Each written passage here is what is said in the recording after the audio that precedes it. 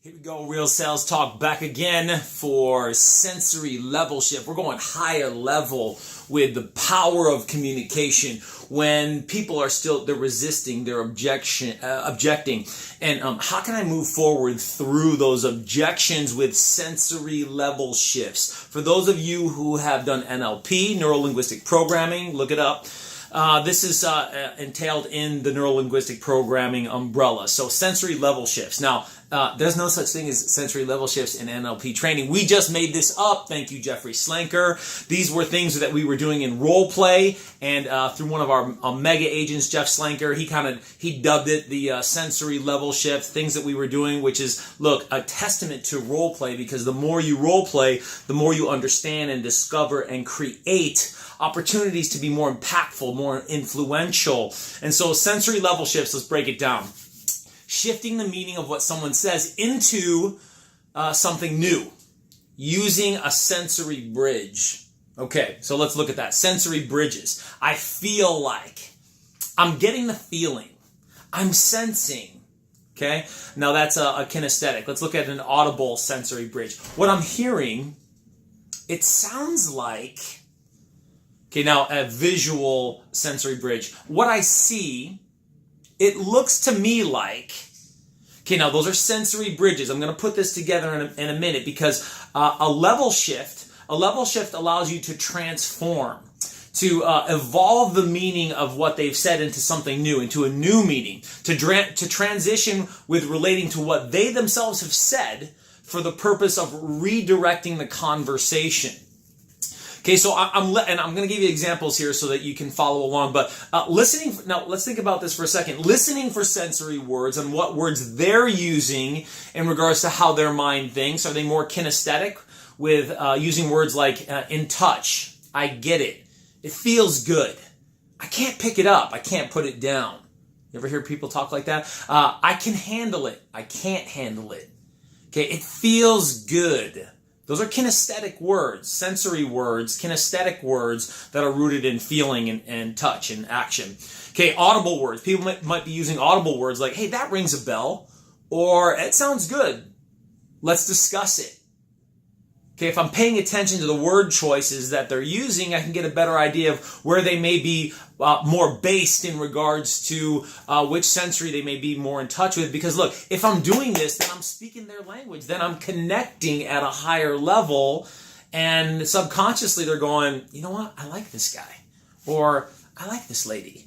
And so if I'm listening for kinesthetic, for sensory words, then I evolve my level to be able to connect. Okay, visual words. Can you see what I'm saying? Let's look at the big picture. Can you imagine? I'm focused on something else right now.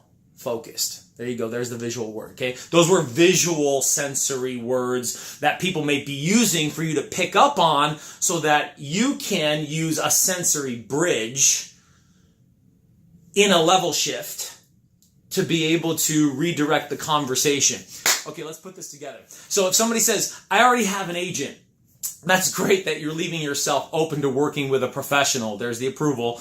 What I hear you saying is that you want to be able to trust the person who handles this large of a transaction for you. Is that right? Well, yeah, that's kind of where I'm at. Great, that's exactly why we need to meet. Well, look, Paul, I already have an agent. Of course you do. I'd be surprised if you didn't know an agent. And what I'm sensing is that regardless of who you go with, this is a business decision, and you want to be 100% confident that your agent understands you and can get you the best possible deal. Is that how you feel? Yeah, that's right. That's exactly how I feel. Great. That's exactly why we need to meet. Monday at 2 or Wednesday at 4? Okay, or they might give you resistance like, look, we're not ready yet. We're not ready yet. Oh, listen, I understand. I would expect that you take your time making a decision this big.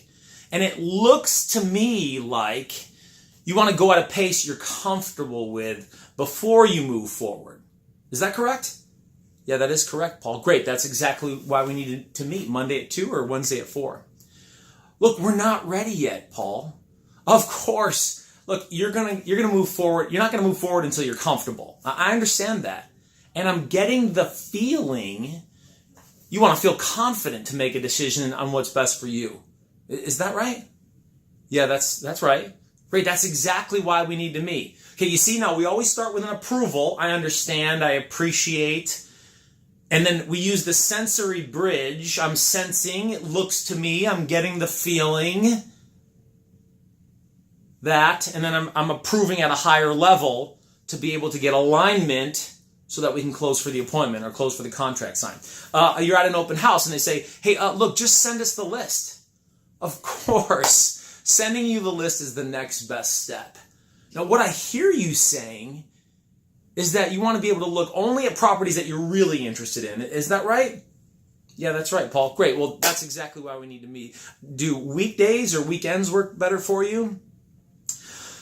Paul, we're not in a big rush. I mean, if you can just send us the list, that'd be great. Absolutely. I'd be happy to send you the list. What's the best email? ABC at 123. Okay, great. I'll write that down here. ABC at 123. And I'm sensing you want to take some time to go through the properties that you might be interested in. Is that how you feel? No, that's exactly right, Paul. We don't want to be rushed. Great. Well, that's exactly why we do need to meet. Do evenings during the weekday or do weekends work better? Now, look, sensory bridges are great because they transition what they've already said and you transform it into moving into a new direction, moving to where they need to go based on what they said. And you're using sensory words, I feel like, what I'm hearing, what I see, through listening on where they're based sensory-wise, what sensory words they're using. This can be huge stuff for you to be able to move through higher level concentration, higher level conversations, to put some of that defense down and just start having a conversation as people. Stop worrying about trying to sell people. Just having better conversations, because remember, you're still the stranger. You're still the salesperson. You need to earn that trust. Go out there and have great conversations. Make that money. Real sales talk.